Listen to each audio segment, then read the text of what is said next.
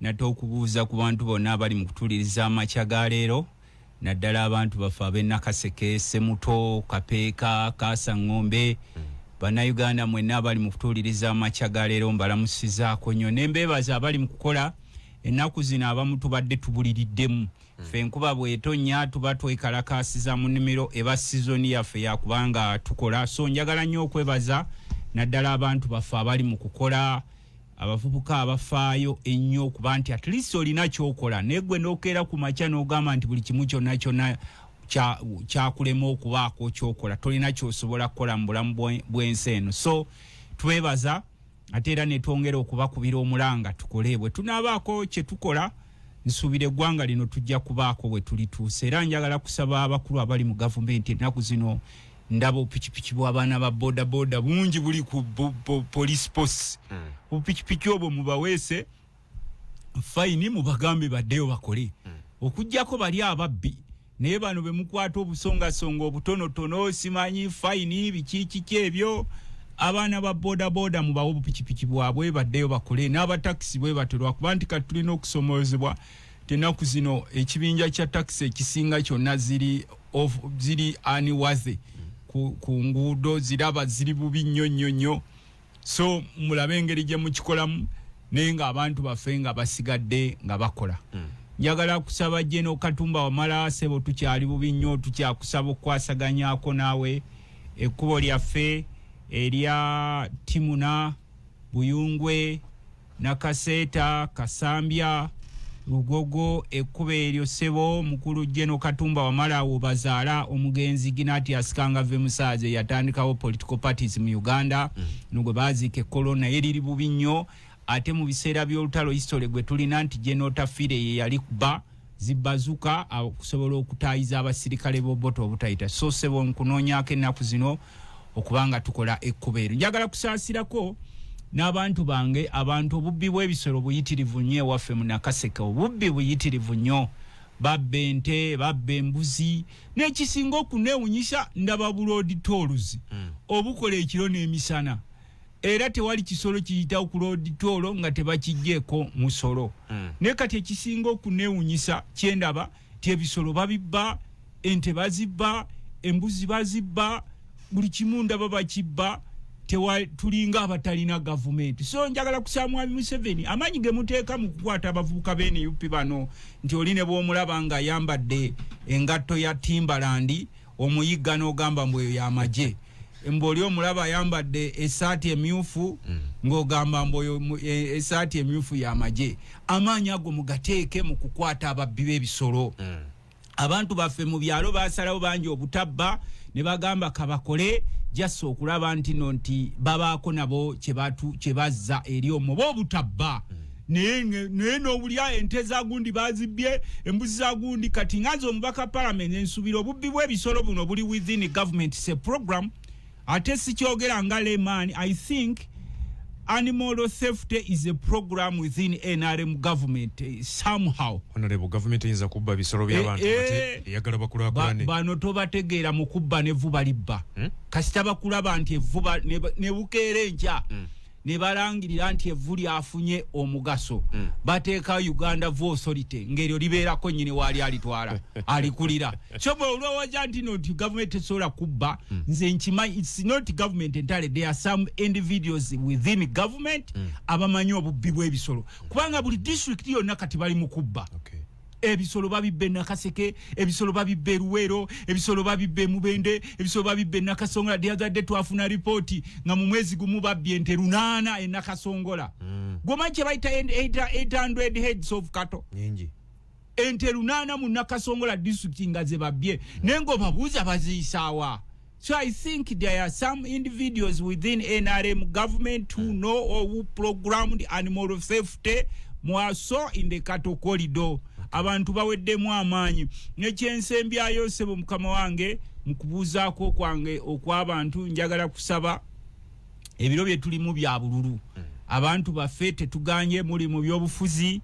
naye mugezeeko okubeera nekye bayita morality. Abantu abasinga mugende ne mugwamu naye nga muyinza n'okulowooza nti ensi egenda kusiibanga mu kulonda 24/7. so bayingira ebyobufuzi kola kyolina okukola ng'omukulembeze naye omukulembeze yenna abeera kyakulabirako era wano kye tusaba mukulu Museveni ng'omukulembeze aliwo ngeri yonna gy'oliwo tukusaba oyimbula abaana b'NUP abajjudde makomera bambi bemwateekako ebisango abajjudde makomera bemuwamba ekiro n'emisana kubanga luli twalinga twogerera abasiraamu nga abasiraamu babatulugunya buli obabeera musiraamu bamutulugunya musiraamu bamukwata musiraamu buli kibeerawo bawamba musiraamu ne tulwanako ne tugaa nti naye mu abasiraamu babakola ki muveeyo mwogere busiraamu bwe mwakyawa oba abasiraamu benyini kubanga waliwo enkola olinga bobo babeerawo gavumenti nga zo zikyawa amadiini agamu kati kibanga kikendedde mu badde abasiraamu bakendezezaako okubawamba ennyo kuba luli babawambanga nga babakolako effujjo buli musiraamu bamukolako effujjo kati ate kize ku baana b'NUP bawamba bano babateekako ebisango bino ebisango bemuteeka ku bannansi bijja kubaddira emisango gye tebagizza emisango gye mwateeka ku bannansi baffe bemukutte bemuwamba bemutwala eyo oba mubatutte Masaka oba mubatutte Mbalala oba mubatutte wa time iruka basebo ne banyabo ebintu ebyo bibaddire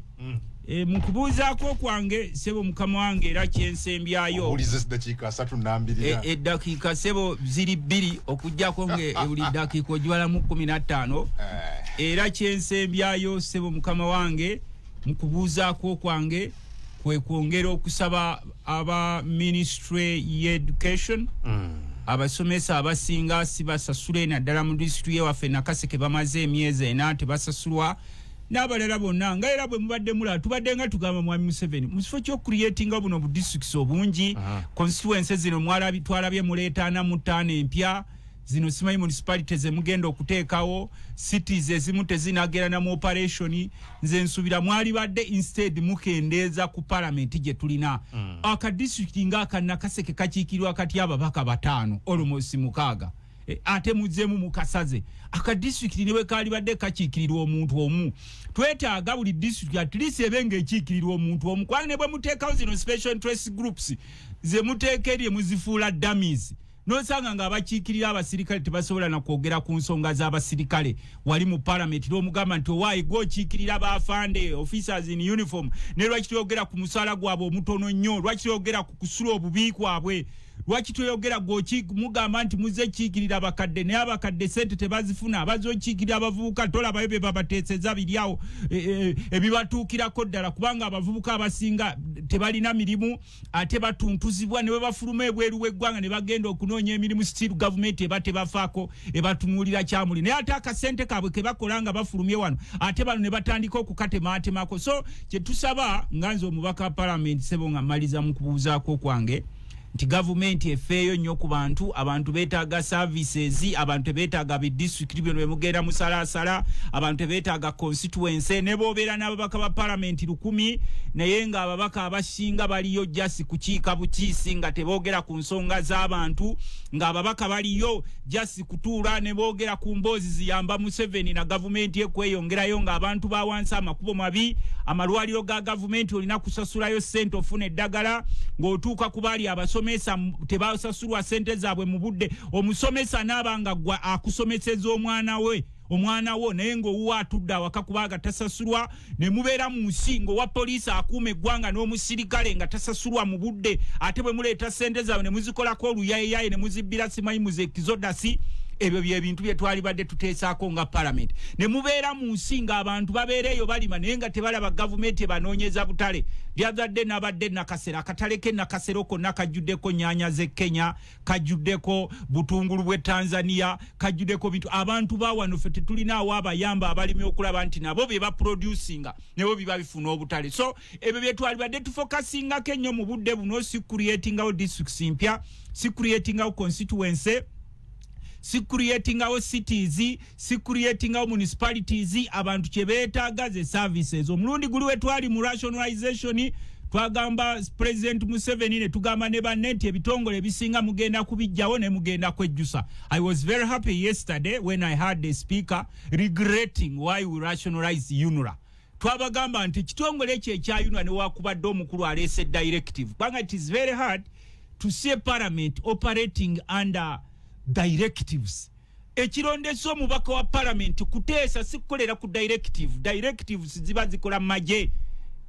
muwaso directive zikola kubala DCs ne tubagamba nti ekitongole kya UNRA tetukola mu UNRA naye kyali badde kisigalawo ne mwongera kutereeza butereeza just management kati mwakijjawo amakubo gonna gafa amakubo gali sold kati ate nagenza okulaba the right honorable speaker naye ng'agamba nti twakola ensobi of which we can rescind kubanga abantu bano aba UNRA tebasenguse kugenda America webali tukyasobola okutuula nga parliament tugambe yes era is of human ngaba bakaba parliament twetondere gwanga tuzijjawo ekitongole kya UNRA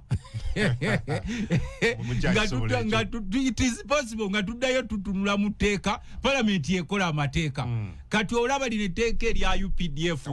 anti nkugamba nti bwoba wakola etteeka parliament yeyekolera timetable the right honorable speaker can amend even the order paper. We can amend the timetable of parliament. Netugamba yes, we made the mistake. Netugamba nti no tujjawo ekitongole kya UNRA. However, with a lot of regrets, we are very sorry to this country. We made a mistake. We are human beings, you are not angels. Let's restore UNRA. Nga tujijjawo ng'enguudo zitambula ne buli makubo gonna gootuukako olaba mafuwa makubo gonna gafudde abantu betwalina okusasula bonna ba road constructors bonna babanja sente zaabwe ate tusaba n'ekirala General Yoweri Museveni abasirikale bano aba engineering brigade mubawe emirimu soldiers mubawe emirimu aba UPDF Uganda Police Force Uganda Prisons aba balina qualifications zaabwe bosanga omusirikale nga engineer mu emirimu babe nga bakola emirimu gya government. Why don't you want to employ a qualified engineer because you are a soldier? Muwo mulimu mubateekerewo ebitongole nga Egypt wekola nti bino ebitongole bigenda kukola nguudo by'abasirikale baffe bakozi ba nguudo tusobola akasente kubanga kamuvinga internally and within ekyo kiboostingako ku economy n'abasirikale abasinga abali wali abali redundant nabo basobola okubanga bakola emirimu ate n'ekyokubiri we can easily supervise these soldiers. These are your sons, these are your daughters. When you give them employment, kati njagala kuwa ekyokulabirako government esobola egenda negula roads equipment from China, from Japan, negamba nti kakati zino tuziguze tutaddewo engineering brigades ezigenda okusupplementinga ku local companies nga mukola enguudo kati nga ffe eno gye mwalwanira ewaffe Luweero Nakaseke osobola okugamba nti gana amakubo ge wasuubiza mukulu Museveni okuvanga wakawamba n'ogamba aba engineering brigade ne bajja ne bakola ffe waffe ne bwe tukolera leya 2 kasita abakola situsobola okugumiikiriza nga buli mwaka otongerako kaleya ne tusobola okutambula bwetu naye zino sente muziwa abachina tetuganye kuba bano abachina mubalyako kickbacks abamu bakozi bamwe sente ze muwa abayindi abo bakozi bamwe abasinga but still you can supplement with the local investors or local workers nga kati bana abaneke nze lwakuba ndi opposition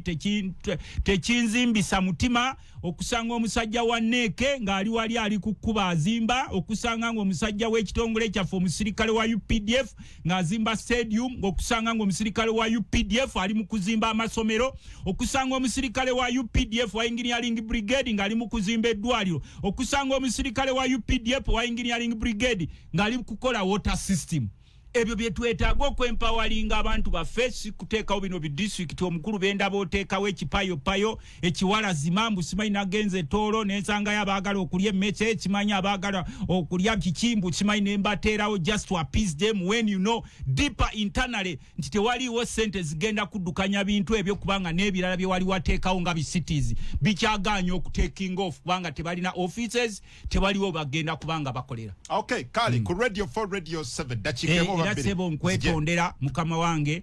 ennaku zino mbadde bize nnyo ku kampu Lutamaguzi mu nnimiro lulina linzija ne baggala ekkubo sebo okumala essaawa namba mwami Museveni ayite ngenda okulaba nga sigazaayo ng'ayitawo ne baggala ekkubo ibagundi mujoze eggwanga lino noggala ekkubo for 4 hours road crossed because of one person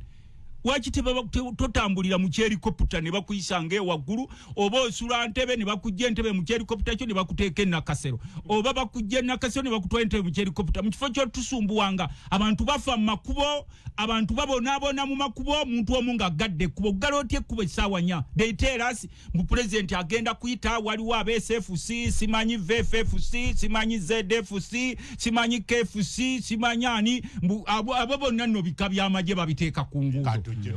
Chadachi babanjulidde UPDF Amendment Bill yo mwaka 2025 jo committees je zatandise ya defense ne yaliko okukunganya endowooza z'Abannayuganda b'enjawulo nakubanda bye Secretary General wa NUP David Lewis Lubongo yanga yemulugunya akamba budde tebumala biru yazze ku Lwakubiri ate ku Lwokusatu nti ateruwe mujja kakati yaga tunateeka di response yaffe tutwale ku biru. Sebo njagala kwebaza nenjagala kwebaza ennyo abali mu kutuuliriza empudaba abantu bewaffe mu kyalo nga bali mu kuwuliriza naddala baali badde mu nnimiro ku makya gano mbebaza mukulu Kajja Ekoko Gwanga Mijinje awo Musemuto ne mukulu Sesaazi mwe bali kubanga muwuliriza mukulu Vincent Serugona we bali tuulizaawo ekiziba kakati ebintu bingi bikyeyongera okubaawo mu ggwanga tubadde nga tugamba abantu baffe umwetugene ne tunenya mwami Museveni fenga abantu entirely nindaffe tulina okutunuulira ku kika ky'abantu betuweereza mu bukulembeze. Museveni akozesezza nnyo institutions zonna ez'obukulembeze byayagala byaloota byaleeta. It's no longer now a wish of the people, it's the wish of Museveni and his group. Byebiyita wakati omugamba olete etteeka eryo misinde mu kipayopayo okutwala nga bannansi mu bikooti by'amagye ofaaki osooka n'otunuulira emyaka gy'oliko n'otunuulira n'ebiseera bye eby'omu maaso n'eby'abantu bo wakati waki ekisinga okutuluma tife abamu ku ffe tubadde tutunuulira Uganda nti ne bw'oba nga toli mu byabufuzi ng'osobola okugenda eka ne weebaka n'okola emirimu gyo kubanga okubeera mu byobufuzi is not a do or die ngono omukulu bw'abalowoozesa kati n'ekirala palamenti ogityobodde nnyo okuba nti gwe byoteekisa mu kapalamenti kaak'ekiro kuba Museveni alina kapalamenti kaak'ekiro katuuza alina kapalamenti kaabwe abafuga eggwanga lino zino gyonna polisi ezolaba ezijja tolowooza nti zireetebwa bapolisi makers bano iti waliwo kapalamenti kaabwe ak'ekiro katuuza ne basalawo ne bagamba nga tebannaleeta mweno palamenti yaffe nga tebannaleeta na mukabire ne bagamba kino tukyegabire kino tukikolebwe tuti ono tumugjewo ono tumusiranye kino tukyegabire kino lagire eno kwanga kati nga bw'otunuulira palamenti yaffe tugenda mu byabululu is vulnerable n'abaliganya ebiteekateeka ebyo abamu bagenda kwesimbawo mu bukiiko byabwe byenaale musimanyi biseeke byani ebyo nabo bagawaayo omusajja ajja kulaba bubi kakati mu budde buno ng'ensi eri mu kubonaabona omukulu yeewoze jjukira nti kati ne budget yagirivisinze n'agiza ku 72 trillion akuva ku lwenda no budget budget national budget yagije ku 52 nagiza eno gye tugenda okuyisa bajongeza lunaku lwajjo 72 bajongeza lunaku lwajjo nedda ku 72 trillion konka Museveni wanshemeza munonga kakati mu budde buno ababaka ba parliament bali badde ffe nga ababaka ba parliament focus yaffe kulaba nti government policies ebisuubizo bya government bezeekola pledges bituukirizibwa bwe bate bituukirizibwa tuyambye tutya abantu kubanga I want to tell you, I want to inform you, the whole country is stuck. We are stuck. We are stuck as a country, we are stuck as institutions, we are stuck as individuals having these institutions. Gwatwa mubaka parliament n'omuleetera etteeka mubuliyise misinde mutuule ku mwezi simanyi mutuule ku munyenye nga zaaka tetwagala tteeka n'ofa kimunonga ofaaki kubanga bano abasajja bo batunuulira buli institution nga they are subjects. Essuubi tulimu nga ate essuubi lyeriwa you are supposed to create the essuubi twabanyonyola twabagamba nti biru zisobola okujja tewakyaliwo Museveni kyayagala wano mu parliament kino nkyenkubuulira teryasobola kikugamba kubanga abantu abasinga baagala okujja ne bababuulira bye mwagala okuwulira mbusimanyi nga beegula gye muli tewali Museveni kyayagala kuyisa mu parliament kati kyatayisa because almost all institutions of Uganda are gullible, including you the voters. You are gullible. There is nothing you can say no. Wakakati wotunulire gwanga olumu twebuuza oba Museveni yafuga oba mutabani we Muhoozi yafuga oba bali begabanyamu nti taata afuga emisana mutabani afuga ekiro oba mutabani yafuga emisana taata n'afuga ekiro oba baagatta nti tufuge bano kuba bali mutulo kubanga mu budde buno oleese etteeka eryo lituyamba kinga bannansi first of all as citizens of Uganda batuga kunyoza byakwerinda ebyokwerinda bitya gwe Saabalwanyi aggala n'ekkubo mbu abantu obatya yabagamba asajja no bajja n'amalala ne basanga population nga naye erina amalala mayitirivu nga temanyi kyeyeetaaga. It's so hard and it hurts a lot okufuga population ngeri easily excitable ng'ogiteekateekerawo obukunkumuka n'ekyamukirira the other day nalabye President Donald Trump ng'akyadde ekata. I took my 2 hours nga ngoberera abawarabu bye boogera ne bagenda okuba discussinga n'Amerika okulaba nti Trump musajja si mwangu yabuuzizza abantu 500 nga buli omu ajja n'amukwata mu ngalo 500 people guests bwe bamututte mu palace ya Katari gundi wa Kata namugamba nti ogenda kuyimirira okumala essaawa eziwera bano bonna olina okubabuuzaako n'akikola ng'ayimiridde naye kyasinze okuneewunyisa nti Trump bwe yagenze e Kata ne bamugamba we are going to give you this is part of history tugenda kuwa the Sky Palace moving Sky Palace ne bamuwa ennyonyi ebalirirwamu $400 million bagita Flying Palace. It has never been given to any leader in the world. None of the leaders in the world has that plane. Kati Trump omayifo wano ne bakuwaka koko oyinza okubuukabuuka mu bbanga n'okyamuka n'otomera olugi n'okira ne bamwadde President oba Emil Wakata yamugambye ng'alwa namugamba this is part of the history,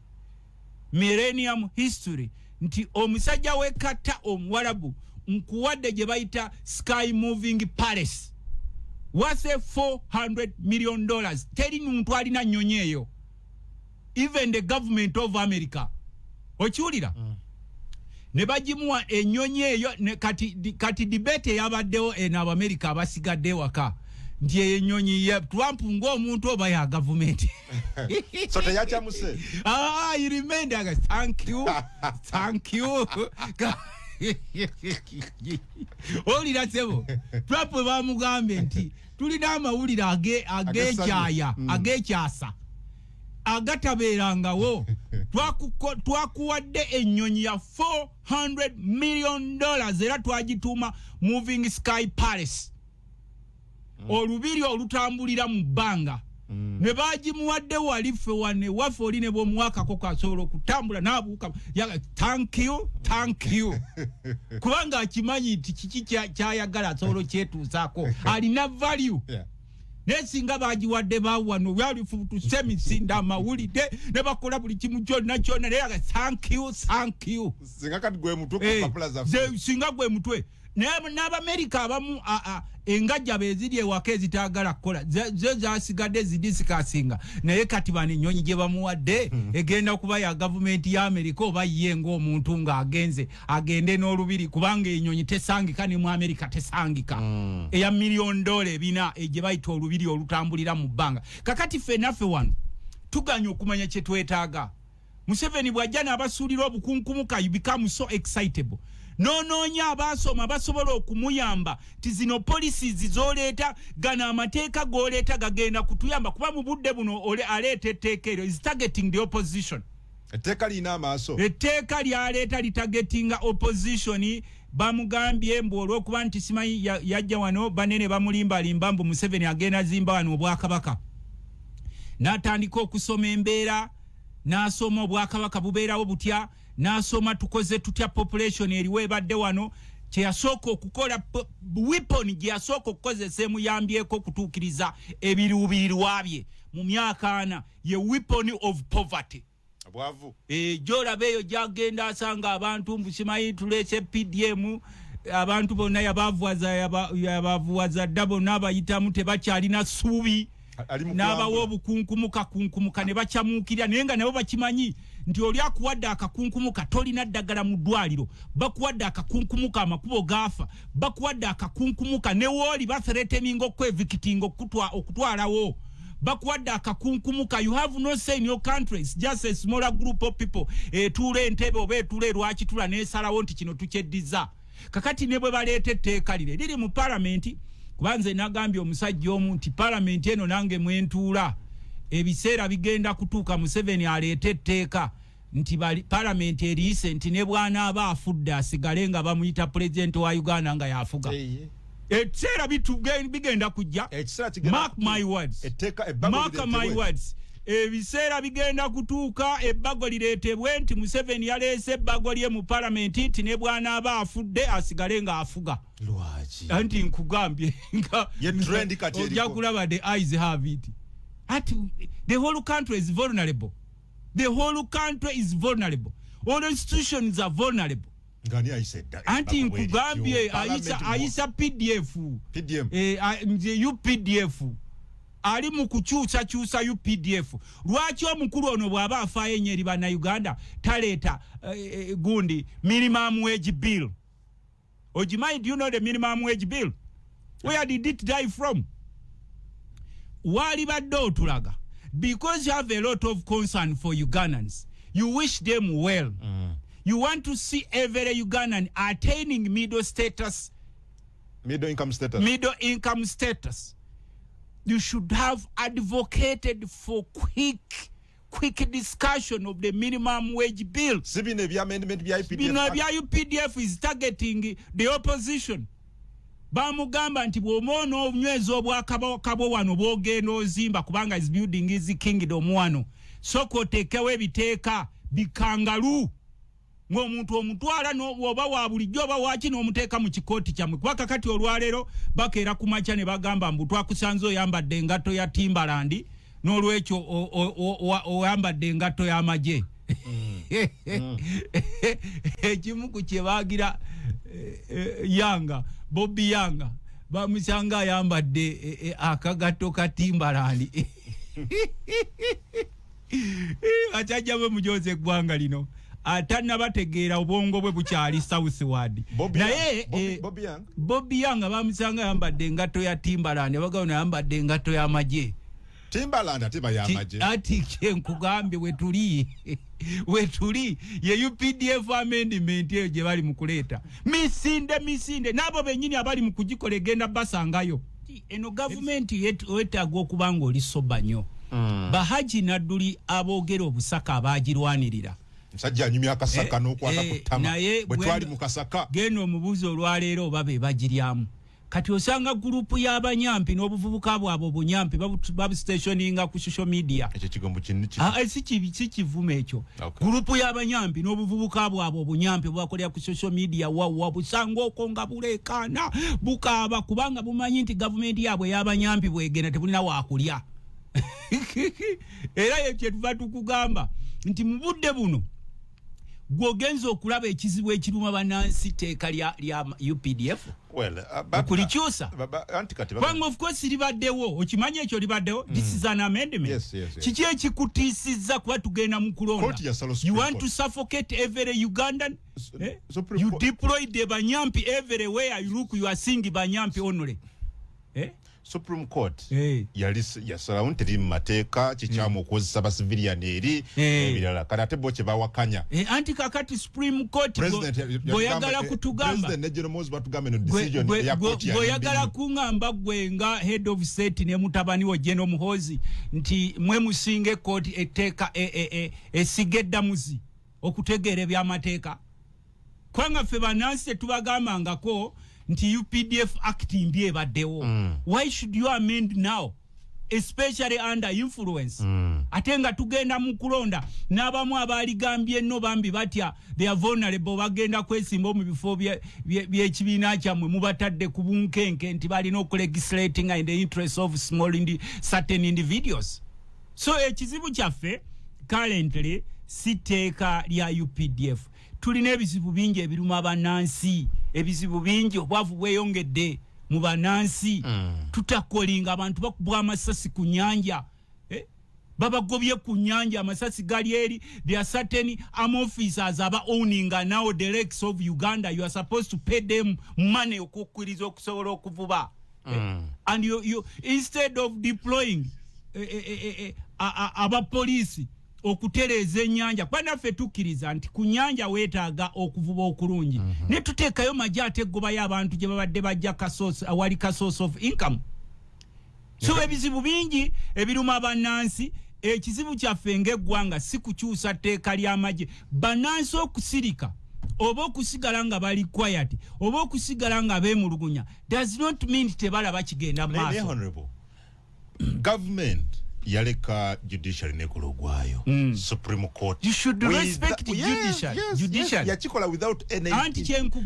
interference ogambye Supreme Court ekyo nekigwa ogambye Supreme Court dayo honorable katutereze muteeka lino tukola amendment tutwalire balutamaguza bali mu parliament kati kyenkubuuza whose government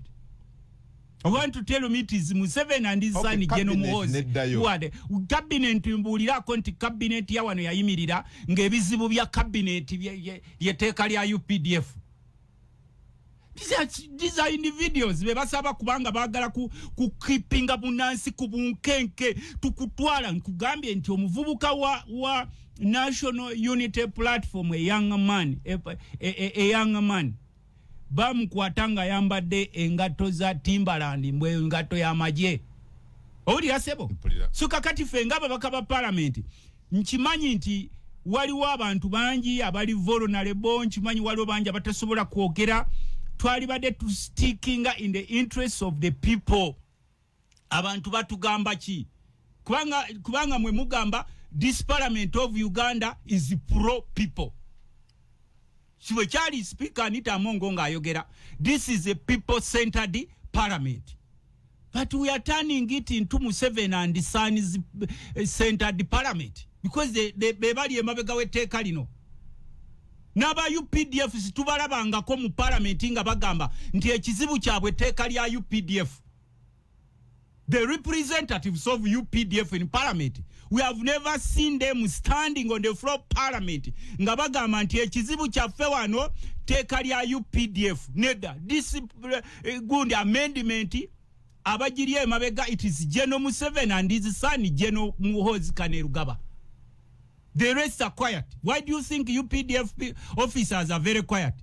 Wabalabyeko nga bajja nti ekizibu kyaffe ekituluma ennyo kukyusa teeka lifuga maje kubanga bano bagala kufugira ku bunkenke. They look for the Banyampi group and they advocate for such. Ani yagamba? General Muhoozi, omuduumizi w'eggwanga. Yagamba ensale ejja kujeopardizing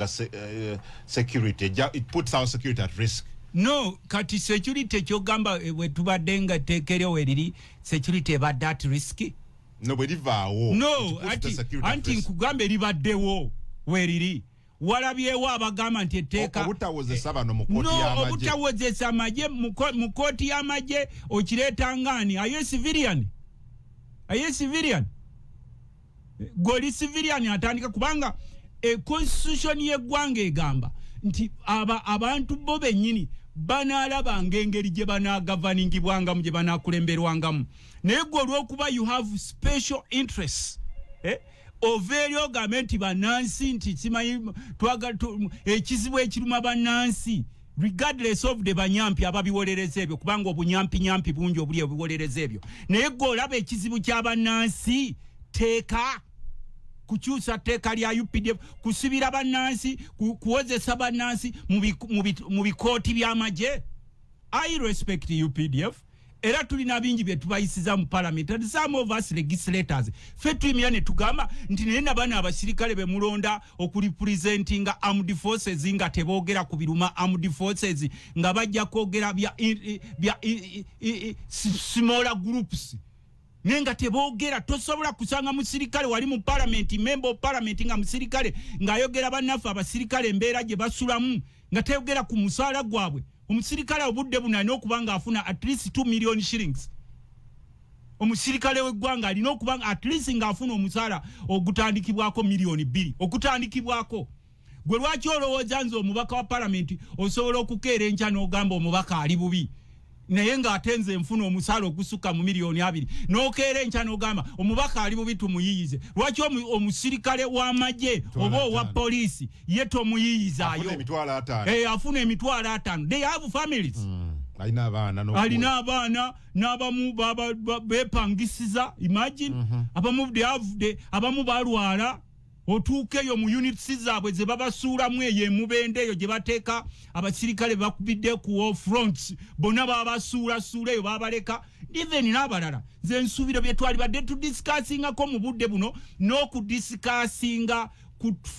peaceful transition. Museveni ogenza otya mirembe ng'olese tagudde nkimanyi weetooloddwa obuvubuka obunyampi bungi n'abanyampi abalya mu gavumenti obangi abakuba mu ngalo n'abo bo stationinga ku media bo stationinga wa naye ffe nga bannansi tubadde twetaaga with us in leadership or outside the leadership twetaaga gye bayita smooth transition tubeere n'essuubi n'olwaleero buli omu kati aweddemu essuubi tubuuza omusajja agenza atya mutabani we abuukula y'abuukula mukoddomi we naye n'avaayo n'abuukula tugenda okulaba nga kasaako k'abantu batono nnyo ababuukula mu ggwanga. The rest of the population they are very silent. So n'olwekyo nze ng'omubaka wa parliament ngenda mu parliament ne bwenva wano zira mu parliament newe wakubadde nti the minority are silencing the majority tujja kusigala ku recording nga tugamba this law is for banyampi. The amendment no anti nze kyenkugambye ekyo si kigambo si kivumo olwo lugero abantu abadvocating ekintu ekitagenda kuyamba bannansi abantu baliyo basafaringa. The other day speaker of parliament yayogedde nti amakubo gali bubi wonna across the country. Government ya promisinga wachite tuteekawo mateeka oba president n'aveeri ngali ni charge n'ateekawo amateeka nti tukole amakubo gano tusobole okufuna abantu baffe we bayita oba bye bakosa. Abantu balina zironi zimpitirivu nnyo amakampuni gaggalawo enkya n'eggulo nga gavumenti esobola okustandinga in neyamba amakampuni ago obutaggalawo kubanga gaemployinga abantu bangi. So kakati newakubadde ng'abantu abasinga bali mu tulo beebase nga n'abaalivuddeyo okwogera eby'ensonga basanga ku mikutu nga boogera bitalina nsonga. Nze nsuubira nti etteeka eryo tetulyetaaga mu budde buno. Twetaaga okulegislatinga in the interest of people nga naffe tulaba nti kye tugenda okwogerako ddala kiyambo. For example emabegako wabaddewo gye bayita massive land evictions and still there. Abantu bagoba kutaka ekiro n'emisana abantu bagoba kutaka everywhere. Twaki tetuvaayo nga parliament ne tukola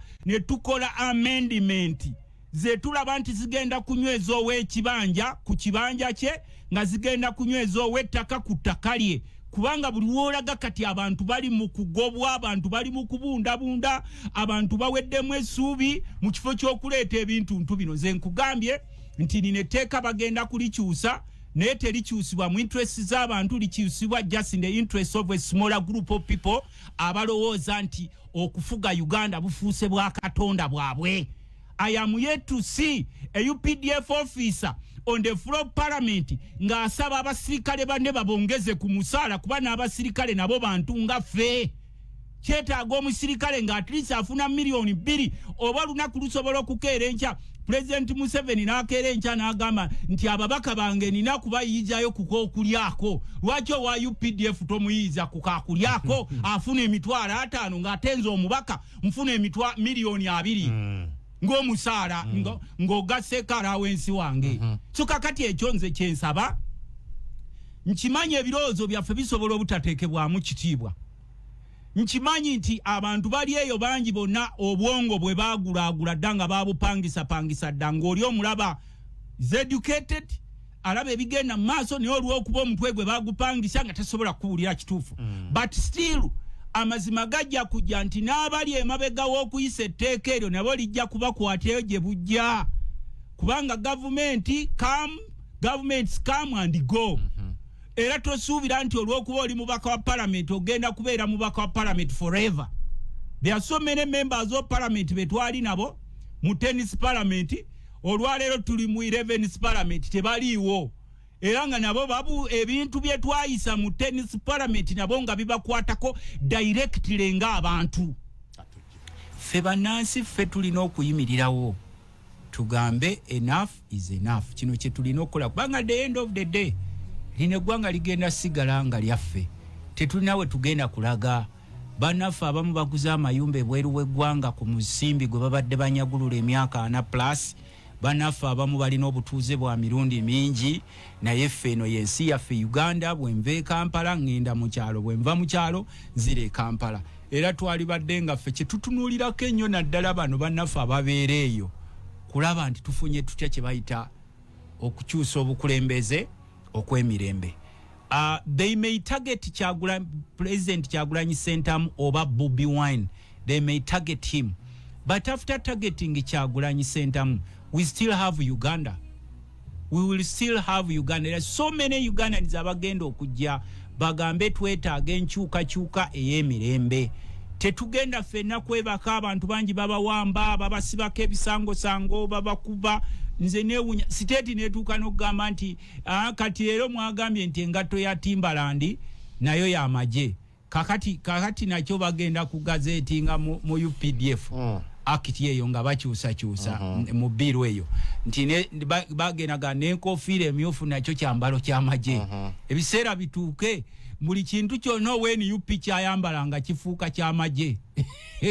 buli kintu kyonna days are coming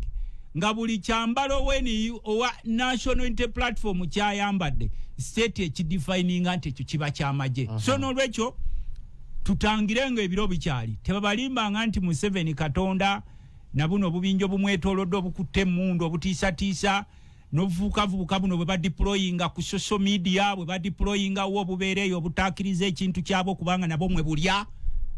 nabo biro bijja kutuuka nga nabo tebulina we bulaga. Okay, lwaki abantu basattira ku kya president okusinkana high command ne defense council li baga nti twegenda kukkiriza hooliganism mu byokulonda anywhere kati president okusinkana high command it's normal ebyayogeddwa yatugenda mu kalo netukoye fujjo anti kikirizibwa naye ebigambo ebyogerebwawo ngaffe bwe twajja wano mu kulonda kuno okubaddewo okwenaalemu okw'obukiiko obadde okulaba ku kyalo twaba nze nayimirira ne mbagamba nti Mwami Museveni yaleeta nga kyamaani w'enaalemu yaleeta ekiteeso ekyokusimba mu mugongo okulonda abakulembeze b'enaalemu naye naye atya okusimba mu mugongo era tasobola kyamaani w'enaalemu Mwami Museveni bwe yaddayo ewaabwe teyalonda yali atya okusimba mu mugongo mbu baali bamutegekedde omusajja ali awo teyasimba naye ng'atya you are the chairman of the party ekintu kyowagira nti ekyokusimba mugongo ate gwe okutya mbwa abasajja eri baali bamuteze nga waliwo omusajja gwagenda okuwagira nga bamuteze bamukubireyo bamugati yo gwawagira tetugenda muwagira naye n'atasimba mugongo waleeta etteeka nti buli abagenda okulonda akalulu basimbe mu mugongo ate gwe otya lwaki gwe nga ku kyalo kwali kuba yagenda ku kyalo nga kwali n'abalonzi nga webali gwe nga chairman w'ekibiina ky'NRM wali badde ekyokulabirako nga gw'osooka okusimba mugongo naye lwaki gwe ate tosimba mugongo n'otya akalulu n'ekyokubira kye twabagamba kuba amazima gagenda kujja ebbanga ab'NRM baatugamba nti mu legisita bali obukadde 2 si bwe kiri kakati wategeddeko mu kalulu kaabwe kana akali alaali akatali kakwetuuma abalonzi bameka abalonze mu kibiina ky'NRM manyi nategedde toto ya bagikuwadde toto nategedde toto y'abakulembeze batugee bayi asatu ku buli kyalo ati bakwebye ebyokwetuma asatu ku kyalo kyawa akakadde kamu mu emitwalo 2 asatu kakati tukugamba reality wekyagala okugamba government kubanga NRM and the state they are intertwined they are together kyogamba NRM terina capacity emanya muwendo gw'abalonzi babaddewo mu ggwanga abalonze ku kalulu kaayo kakati bedo kankuwe kubaze nasoma byanfuna figa gye baleeseeko abakulu eraga obukadde 6 6.5 million nti be batabye mu kalulu k'NRM but you claimed that you have 20 million supporters. You claimed, you as NRM, that you have 20 million supporters. Kana akalu akabadde alaali akokusimba mugonga katali kalike mubbira mu bokisi ogambye gwe mwennyini nti you had only 6.5 million people who voted. Where are the rest? Naliwa ng'ate ne kubano omukaaga milioni omukaaga n'ekitundu waliwo abaffe be twadeployinze okulondera munda mu NRM fenga abo opposition strategically njagala ndogende ku record nti ntadde ku record strategically abalonze mu ggwanga lyonna mu kabumyifu k'NRM babadde milioni 6 n'ekitundu owulira sebo population gundi toto kati naffe tulina be twadeployinze munda okutuyambako so ng'opposition ogumusango anti uliriza ate musango ki nti mwa infiltrating registers za mwa infiltrating registers za NRM era mwabadde ate wabadde oli register tewabadde register tewali register akugamba nti yalabye ku register yaba mutsama nga yakomyewo yabadde bya kivandulo naffe ne tugamba mu bavanduzi oteekayo ababo so mwasindise kuba ebitundu ebimu eky'abantu basuspendinga register si bimu ku suspendinga abutundu butono nnyo bwakozesezza register comment naffe katuyigire nati tulina okukomandingira naffe munda nga boolaba bw'oba oyagala obuyinza olina okubaayo n'ababo munda so mwayingidde munda mwetuli NRM eyo tulinayo bamemba baffe ab'opposition nga balonze owaabwe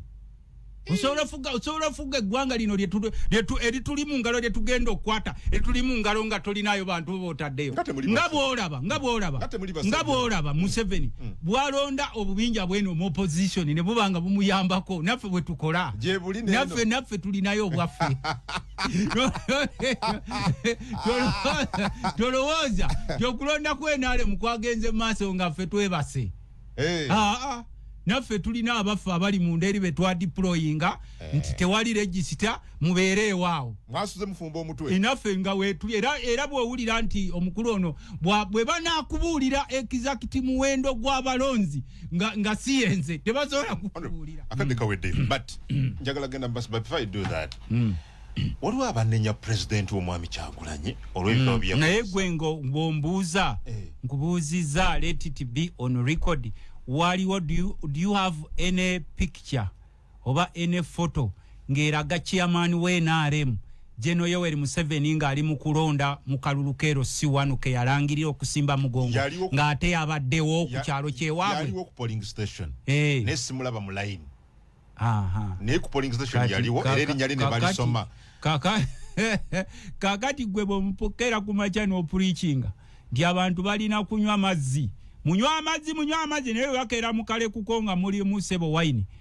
bakyanjawulo chairman wa pate olina okubeera ekyokulabirako ekyo kyennyini ky'opreachinze pate kyebeekola kyokola your presence at the polling station nga toparticipatinze mu exercise exercise naawe oba ogifudde naalw and void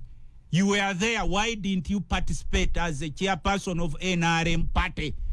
Why didn't you line up when they were electing LC chairpersons in your village? Nkugambye vice president chairman wa party ya NRM. nze ebintu bino n'olwekyo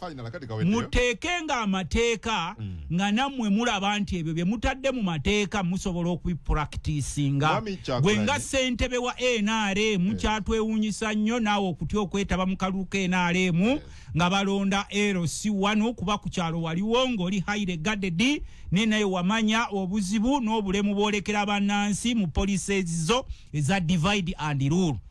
Esebo Mwami Kyagulanyi asongeddwamu oluno oba nenyezeddwa nnyo olw'ebigambo bye yakozesa luli bwe yali ne Honorable Segirinya wene Honorable Sewanyana ebigambo nga bikozesa towards Honorable Mathias Mpuuga yaddamu n'aga nti munzanyisa nyinza ogenda mu kooti era saa yonna Bobi Wine ne Sewanyana bayinza otwalibwa mu kooti babitebye okulowooza nti bagamba nti Mpuuga ye yasiba Sewanyana ne Segirinya. The people who have said muri mukweswaza mwe benyine abali kuluvuganya government. Look at the timing. Mwe mugamba gwe mwenyini naye mwami Lutamaguzi ogamba M7 yakwata abawagizi bamwe. At the same time mwe benyine mvatia si mwami Museveni buli kyo tubalimba akwata era yakwata bano ye Honorable Mpuuga. Are you being strategically okay? Feba tusomesa okubala ebiro. Bw'olaba abantu mu biro osoma ebiro era ffe waliwo enjogera gye batugamba nti ebintu ebitalina makulu to give them time, ebintu ebitalina makulu tobiwabudde. Nze kakati mu budde buno fokasi yange owulira sebo eri mu byasabibwa akakiiko k'ebyokulonda electoral reforms, eri ku kyasabibwa constitutional reforms. Si kwabo kubanga abo nga boolaba abo aboogerwako sibe bagenda okundeetera enkyukakyuka. No, Mpuuga agenda mu kooti. N'abaagenda mu kooti agende. Omuganda agamba anaazina takumba kati oyo akumba. Bobi Wine yamuwaayiriza. Anti wuliriza nkugambye nze fokasi yange kati eri kulaba tuyambye tutya bannansi okuva we bali kubanga we are stuck as a country. But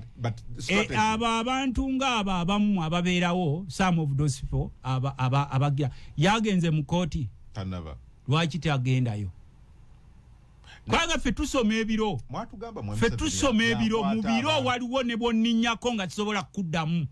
nonninyako nga nkulaba ne sikuddamu nga nenga nkirabo nninyeko anti nkugambye nsoma biro I major in majors, I major in majors, I never major in minors. Ng'ebiro ndaba bikutte ebiro byakakati tutunuulira electoral reforms olese electoral reforms waki tozireeta tutunulira constitutional reforms tutunulira ono omukulu ayagala ozimba wano obwakabaka alowoozesa gwe bawadde amagezi nti buli muntu yenna gw'olaba amatalinga muteeke mu komera ne gw'olaba amatalinga mubajjeeko obugagga bwabwe mujja kubanga muba diffusinze kati ng'ate ondeetera sebo owuliriza kyensembyayo nakyo. I major in majors. I have started to major in majors, not to major in minors. Ekyo nkyogera ekiro n'emisana era alina n'abeejenti be wuliriza ebigambo byange ebyo nkyogera ekiro n'emisana era alina ne beejenti be abamuyambako okuzanya obubadi bwe. Wawulirako kwe bayita koloba koloba mulya siruyimba koloba masana gande mesa zokulya fene wawuliyako koloba Museveni alina bakoloba be abamuyambako bakoloba bakoloba bangi kakati nze nkugambye as Museveni uses these kolobas bakoloba I am majoring in majors. Era otosobola kuntwalayo kakati nkugambye nze waliwo ebiro ne bwonninyako ne nkugamba yesu nninye naye sikuwulidde fokasi yange tunudde eno sikutunuulira ku bakoloba bakoloba bangi abamuyambako mu Luganda osobola okuyita banaddibanga oba bakunyukunyu. Fokasi yange ebeera ku Senamuluzi. I don't care oba kunyukunyu azo okutabula amazzi oba naddibanga zo tabula amazzi. Nze fokasi yange tunudde mu luzzi kusenayo mazzi gange ngende ebisigalidde bakunyukunyu bangi bakoloba bangi ne banaddibanga bangi naye nze fokasi yange